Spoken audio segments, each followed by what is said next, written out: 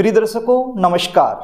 आज का जो कार्यक्रम है विशेष रूप से उन माता पिताओं के लिए बेहद खास होने वाला है जो माता पिता अपने बच्चों की शादी में हो रही देरी को लेकर के परेशान रहते हैं, दुखी रहते हैं, बहुत सारे उपाय भी कर चुके हैं लेकिन उन्हें लाभ नहीं मिल पा रहा है। तो ऐसे माता पिताओं से निवेदन करना चाहूँगा कि आज आप मेरे साथ इस वीडियो में शुरू से लेकर के अंत तक जरूर बने रहना। जो उपाय आज मैं आपको बताने वाला हूं, इस उपाय को अच्छे से समझ लेना। यदि ये उपाय आप सोमवती अमावस्या के दिन कर देते हैं तो यकीन मान के चलिए आपके बच्चों की शादी के लिए कोई न कोई अच्छा रिश्ता आएगा और आपके बच्चों की शादी फिक्स हो जाएगी। बच्चों की उम्र जब शादी के लायक हो जाए, किसी कारण से उनकी शादी में लगातार देरी होती रहे तो ऐसी सिचुएशन में माता पिता परेशान हो जाते हैं, बहुत सारे उपाय भी करते हैं लेकिन उन्हें सफलता नहीं मिल पाती है। इसका कारण होता है बच्चों की जन्म कुंडली में बनने वाले ग्रह और नक्षत्रों के बुरे दुर्योग की वजह से। कुछ बच्चे ऐसे होते हैं उनकी जन्म कुंडली में मंगल दोष बन जाता है, कुछ बच्चे ऐसे होते हैं कालसर्प दोष बन जाता है, कुछ बच्चों की जन्म कुंडली में पितृ दोष बन जाता है, कुछ बच्चों की जन्म कुंडली में जो सप्तम भाव होता है वो पाप प्रभाव में आ जाता है, जिसके चलते विवाह में लगातार देरी बनी रहती है। रिश्ते आएंगे, बातें चलेंगी लेकिन कोई भी बात, कोई भी रिश्ता सफलता तक नहीं पहुंच पाएगा, बीच में ही ब्रेक हो जाएगा। और कई बार रिश्ता पक्का हो भी जाए तो एंड में जाकर के बात बिगड़ जाएगी। कभी लड़की वाले मना कर देंगे, कभी लड़के वाले मना कर देंगे, देखने वाले आएंगे, देख करके चले जाएंगे लेकिन किसी भी प्रकार का पॉजिटिव रिप्लाई आपको उनकी तरफ से मिल नहीं पाएगा, या फिर आपके बच्चों को उनके लेवल का कोई भी अच्छा रिश्ता नहीं मिल पा रहा है। विवाह को लेकर के कोई भी समस्या आपके जीवन में चली हुई है तो सोमवती अमावस्या के दिन आपने ये उपाय जरूर करना है। ये उपाय बच्चे खुद भी कर सकते हैं, जिनकी शादी में लगातार देरी चली हुई है वो बच्चे खुद भी कर सकते हैं। लेकिन मुझे पता है आजकल के बच्चों के पास समय नहीं होता है ये उपाय करने के लिए, तो ऐसी सिचुएशन में माता पिता को ही ये उपाय करना होता है। कार्यक्रम को आगे लेकर के चलूं इससे पहले आपसे निवेदन करना चाहूंगा, यदि आप इस चैनल पर नए हैं और अभी तक आपने इस चैनल को सब्सक्राइब नहीं किया है तो चैनल को सब्सक्राइब जरूर कर लें, बेल आइकन को भी प्रेस कर लें ताकि हमारी आने वाली इसी प्रकार की नई वीडियो का नोटिफिकेशन आपको मिल सके और वो वीडियो आप आसानी से देख पाएं। तो प्रिय दर्शकों अब आप ये जान लीजिए ये उपाय आपने कैसे करना है और ये उपाय करने के लिए आपके पास कौन कौन सी सामग्री होनी चाहिए। सबसे पहले तो मैं आपको बता दूं ये उपाय आपने 20 फरवरी 2023 सोमवार के दिन यानी कि सोमवती अमावस्या के दिन करना है। अब की बार जो अमावस्या आ रही है वो सोमवती अमावस्या है और 20 फरवरी 2023 को आ रही है, तो एक बहुत ही अच्छा योग बन रहा है। सोमवती अमावस्या जो होती है उसको बहुत ही शुभ माना जाता है, बहुत ही अच्छा योग इस दिन भूमंडल पर बनता है। तो इस दिन कोई भी किया गया उपाय बहुत जल्द फलीभूत होता है और इसका जो रिजल्ट होता है वो 100% देखने को मिलता है। तो इसलिए आपने ये उपाय सोमवती अमावस्या के दिन ही करना है, यानी कि 20 फरवरी 2023 के दिन। सोमवती अमावस्या के दिन आपने सुबह जल्दी उठना है। ये उपाय जितना जल्दी हो सके उतना जल्दी आप कर दीजिए, यानी कि 10-11 बजे से पहले पहले जितना जल्दी आप करोगे, 6 बजे, 7 बजे, 8 बजे, 9 बजे, जितना जल्दी आप करोगे उतना ही आपके लिए अच्छा है। करना क्या होगा, सुबह जल्दी उठना है, स्नान आदि से निवृत्त होकर के साफ सुथरे धुले हुए कपड़े आपने पहन लेने हैं।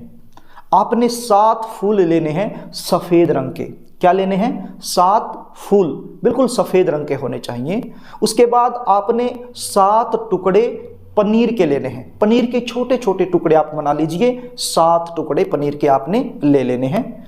आपने उसके बाद 7 पतासे लेने हैं, बिल्कुल साफ सुथरे पतासे होने चाहिए, टूटे फूटे पतासे नहीं चलेंगे।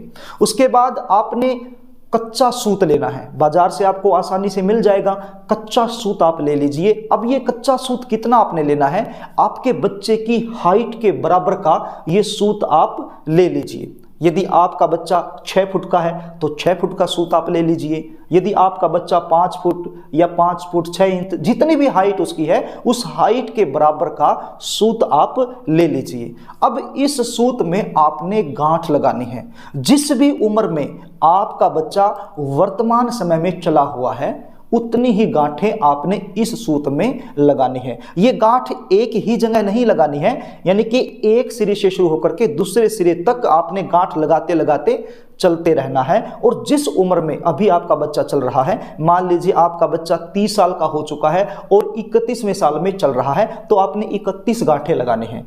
यदि आपका बच्चा 27 साल का हो चुका है और 28वें साल में चल रहा है, तो 28 गांठें आपने लगानी है।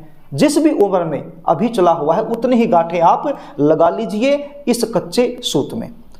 एक स्टील का लोटा आपके पास होना चाहिए। उस स्टील के लोटे में आपको क्या क्या डालना है, इसको ध्यान से सुन लीजिए। सबसे पहले थोड़ा सा गंगा जल उसके अंदर आप डाल लीजिए। उसके बाद इसको साफ सुथरे पानी से भर लीजिए। इसके बाद थोड़ा सा कच्चा दूध इसमें आप डाल लीजिए। एक चुटकी भर काले तिल इसमें आप डाल लीजिए। एक चुटकी हल्दी की भी इसमें आप डाल लीजिए। और इसके अंदर छोटा सा गुड़ का टुकड़ा भी आप इस लोटे में डाल लीजिए। अब ये सारी सामग्री तैयार हो गई आपके पास। इस सामग्री को लेकर के आपने पीपल के नीचे चले जाना है। साथ में आपने शुद्ध देसी घी का एक दीपक भी ले जाना है।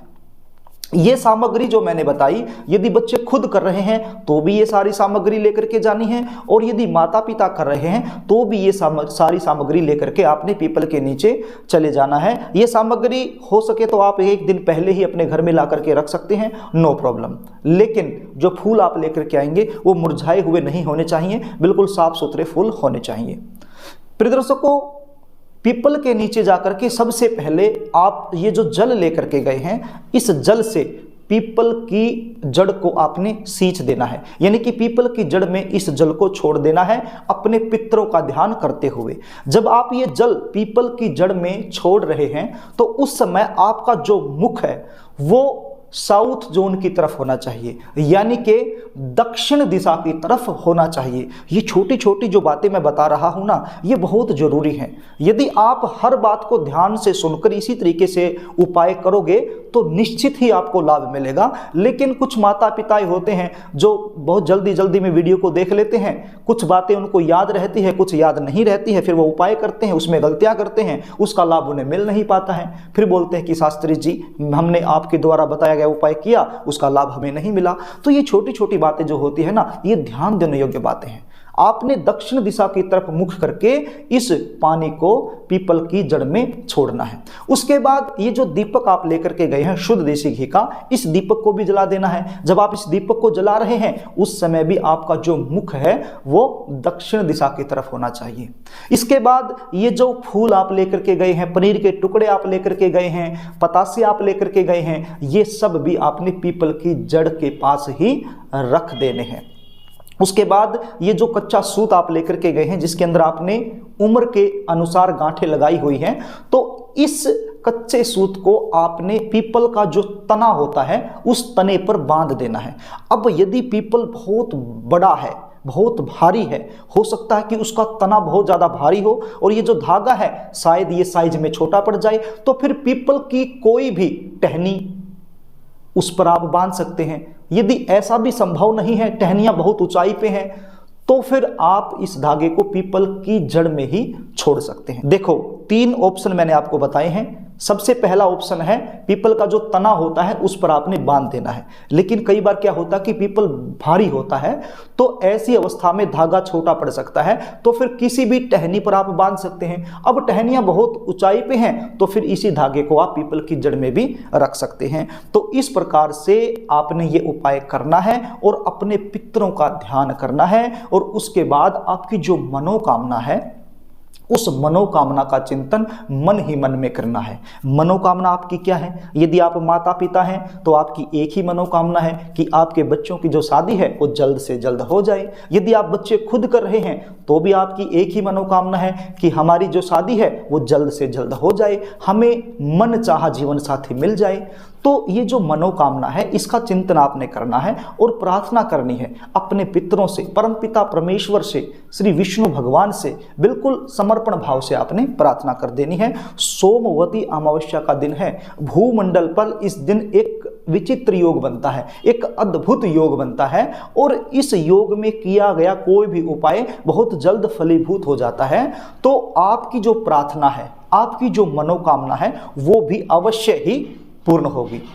तो प्रिय दर्शकों, इस प्रकार से आपने ये उपाय कर देना है। यदि आप अपनी या फिर अपने बच्चों की जन्म कुंडली का विश्लेषण मुझसे करवाना चाहते हैं, जन्म कुंडली के आधार पर जल्दी शादी के लिए जो उपाय होते हैं वो मुझसे जानना चाहते हैं, या फिर आप जानना चाहते हैं कि आपके बच्चों की शादी का जो योग है वो कौन से साल में बन रहा है, कौन से महीने में बन रहा है, तो फिर स्क्रीन पर जो व्हाट्सएप नंबर आपको दिखाई पड़ रहा है इस व्हाट्सएप नंबर पर आप अपनी समस्या टाइप करके मेरे पास भेज सकते हैं, या फिर आप अपने बच्चों की जो जन्म डिटेल है वो लिख कर मेरे पास व्हाट्सएप कर सकते हैं और अपने बच्चों की जन्म कुंडली का सटीक विश्लेषण मुझसे करवा सकते हैं। जन्म कुंडली विश्लेषण की हमारी फीस होती है, वो फीस पे करके आप मुझसे सहायता पा सकते हैं।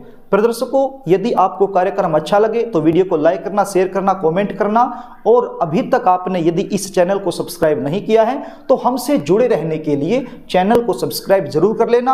आज के लिए बस इतना ही, कल फिर मिलेंगे, तब तक के लिए नमस्कार।